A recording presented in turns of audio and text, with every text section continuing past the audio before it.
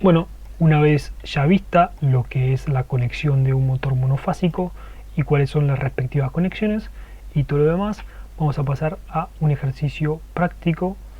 Este ejercicio nos pide lo siguiente. Este ejercicio lo diseñé de una forma sencilla para que se pueda ver un poquito más lo que es el funcionamiento del motor y no tanto lo que es la programación ladder. Se supone que ya esta programación, la parte básica de la programación ladder, se entiende, se comprende las diferentes funciones lógicas que existen en la programación ladder y los diferentes tipos de combinaciones que pueden existir con las diferentes entradas, las diferentes salidas y todo lo demás que venimos viendo en el curso. Nos dice que para que se prenda nuestro motor monofásico debemos tener energizada la bobina L1, que a su vez conmutará un contacto de la misma encendiendo el motor. Acá está la bobina L1 y el contacto que depende de esta bobina es este. Siempre fíjate que tiene que estar en la salida de todas las protecciones, ¿sí? Después nos dice, en caso de que exista un sobrecalentamiento, ¿sí? Un sobrecalentamiento, no sobretensión, sobrecalentamiento del mismo, se conmutará un contacto de un relé térmico indicándonos la avería con un piloto intermitente. El sobrecalentamiento, cuando se produce, el relé térmico se acciona y al accionarse el relé térmico se va a accionar lo que sería este contacto que depende del relé. A su vez conmutará el segundo circuito de esta salida, Q1, y se va a encender de forma intermitente el piloto señalizador como lo vimos en el video anterior. Después dice realizar la conexión de la protección pertinente para el motor. Las diferentes consideraciones que vos puedas tomar para hacer las conexiones dependerá de vos. El PLC tiene entradas en continua y salidas en alterna. Se explicó por qué y cómo lo vamos a trabajar. En el circuito de potencia, que está acá en el medio, se debe tener el contacto que dependa de la bobina L1, al principio lo dice, el motor monofásico y sus respectivas protecciones. Fíjate que en este caso el motor monofásico solamente tiene, como es válido ver, una fase, un cable neutro y un cable de protección. Después, si te vas a la parte de motores, acá tenés motor monofásico, motor trifásico, fíjate que tiene 3 entradas, motor trifásico en estrella y en I. Después tenés motor monofásico, que es el que vimos trabajando con nosotros. Después tenemos un motor monofásico con arranque capacitivo en la salida, un motor trifásico con monofásico juntos, un híbrido, un motor de 2 velocidades, motor rotor bobinado, ¿sí?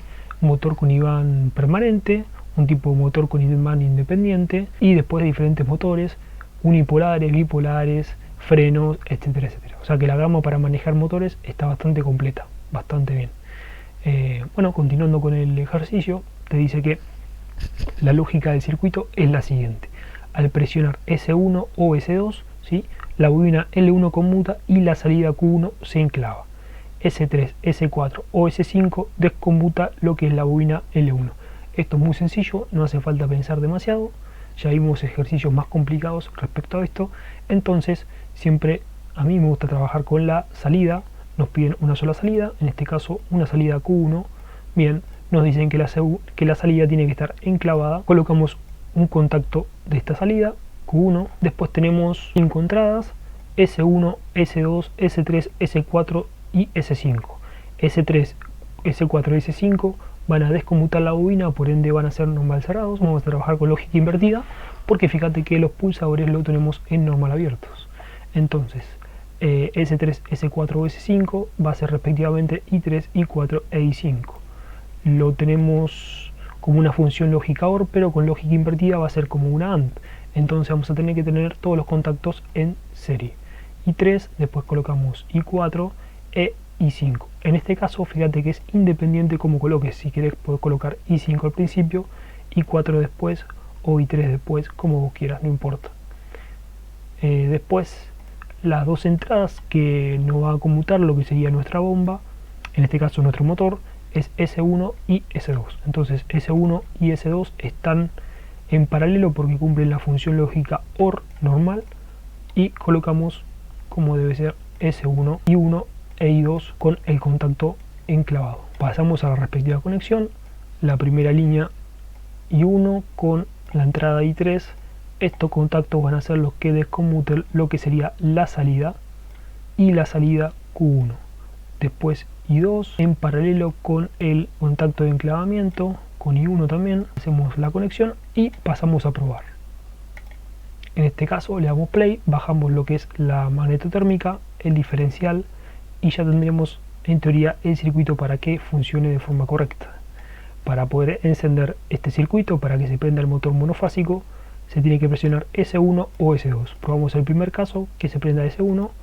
Con S1 ya tenemos encendido nuestro motor funcionando, y para que se desconmute solamente tenemos estos estados, S3, S4 o S5. Con cualquiera de estos tres botones que se pulsen se va a desconmutar lo que sería la bobina L1, por ende el motor se va a apagar. Tocamos el primero, que es S3, cumple perfectamente, se desconmuta la bobina y el contacto que depende de ella.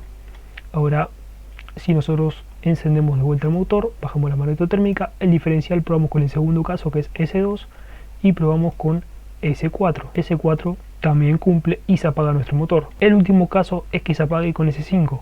Probamos nuevamente con S1, se prende, con S5 se apaga. Probamos todos los casos posibles nuevamente. S1 se apaga con S3, S1 se apaga con S4, S1 se apaga con S5, S2 se apaga con S3, S2 y se apaga con S4, se prende con S2 y se apaga con S5.